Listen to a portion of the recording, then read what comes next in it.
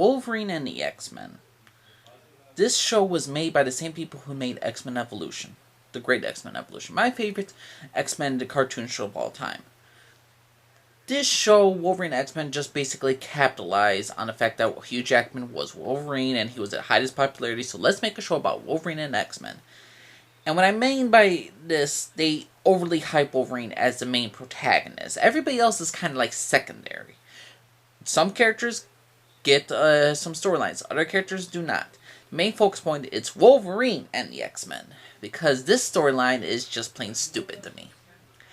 I am not a fan of Wolverine and X-Men. I think it was an okay show, but the thing is though, people said it has a very similar feel to X-Men Evolution. You know, the look of it, the basically animation, the action, basically the same thing like X-Men Evolution.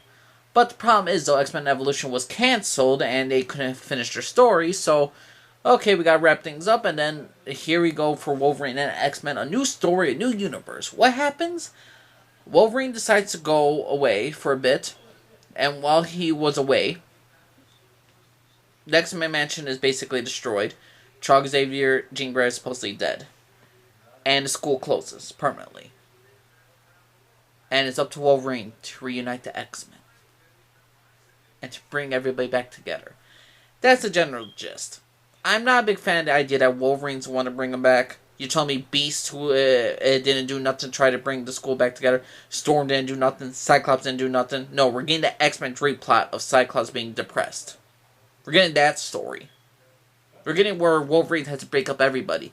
Rogue, a character who's been with the X-Men, decides to go for the Brotherhood. She betrays the X-Men. I did not like Rogue's character in this. Eventually she goes back to the X-Men, but I didn't agree with the storyline for Rogue. I didn't agree with Wolverine just building up the X-Men and nobody else doing nothing to save the school. X-Men The Last Stand did better than that. At least Storm and Beast and all the others in the thing live action, they thought, you know what, we're going to preserve Charles' legacy and keep the school open to help people and mutants. But no, they just shut down after a year.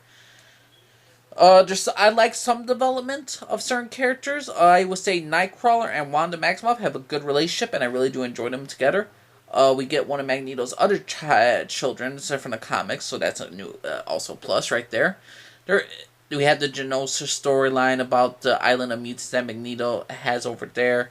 We get a little bit of kind of like an X-Men Days of Future Past, because we get Charles Xavier letting the X-Men of the past know that you must change the future, otherwise bad stuff's going to happen. So Charles Xavier is basically in the future, and we get the ultimate reveal of what happened with Jean Grey, with Charles Xavier and all that stuff.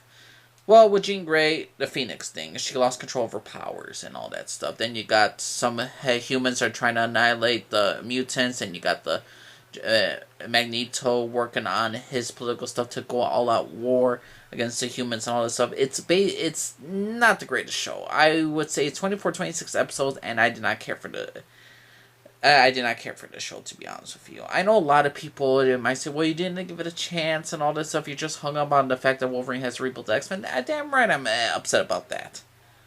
A group that's been around for so long and training for so long with each other and all this stuff. Because, again, we don't know how long Wolverine and X-Men in this universe actually been the team, how long they've been in the school. The fact is, I don't like the fact the entire thing, like the X-Men went their separate ways. Nothing for the school was built up, and then everybody was just separated for a whole year. So the bonds of family just went kaput after Charles Xavier and Jean Grey die. It doesn't stay together. It doesn't stay strong, united. Nope, and it's up to Wolverine to get everybody back together. Rogue was a character I did not enjoy again. I say a good storyline was like after Cyclops' depression, but his relationship with Emma Frost. I like Emma Frost and Cyclops' relationship in this, so that was something new that they did. But I didn't care for the show because I was really wanting X-Men Evolution Season 5.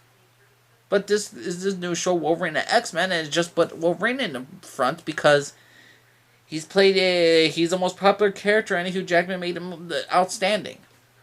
So the Wolverine and X-Men, pointless show to me. It's not the greatest superhero show you're going to see. It's not the worst superhero show you're going to see. It's not even a good superhero show. It's just okay to me. I don't love this. I don't hate it, but I'm just straight up disappointed by it. Not the overall best stories, but it was just there. I do not care for Wolverine and X-Men. I just found this very... eh. I didn't find it the greatest thing alive. I didn't find it the best thing. They had the greatest stories. I would say there are particular some good episodes and all that stuff, but overall, it's not the greatest story.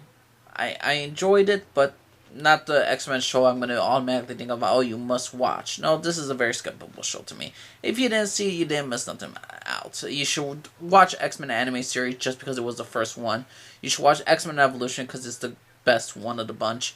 So, yeah, Wolverine and X-Men, not the greatest show. So let me try to think of one. Do you think the show was great? Do you think the show was terrible? Stay tuned, everybody, for a future superhero animated TV show review. So, everybody again, my name is Elise. Alfred, everybody. Bye-bye.